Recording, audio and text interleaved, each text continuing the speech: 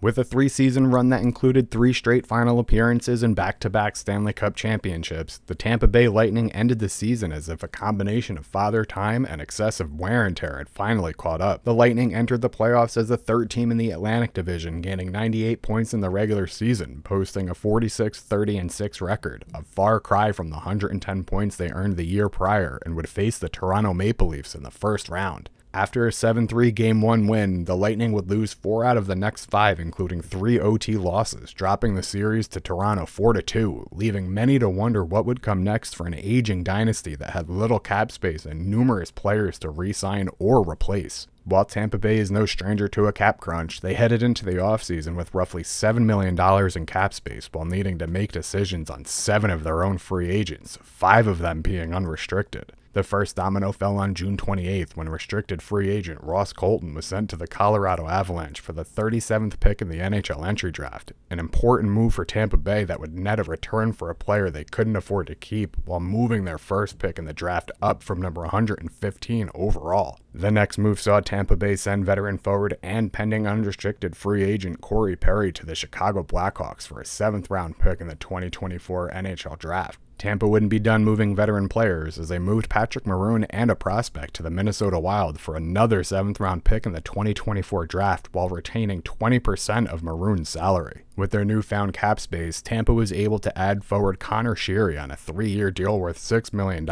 center Luke Glendening for 2 years on a $1.6 million deal, D-man Calvin DeHaan for a 1-year $775,000 contract, goalie Jonas Johansson for 2 years $2.25 million,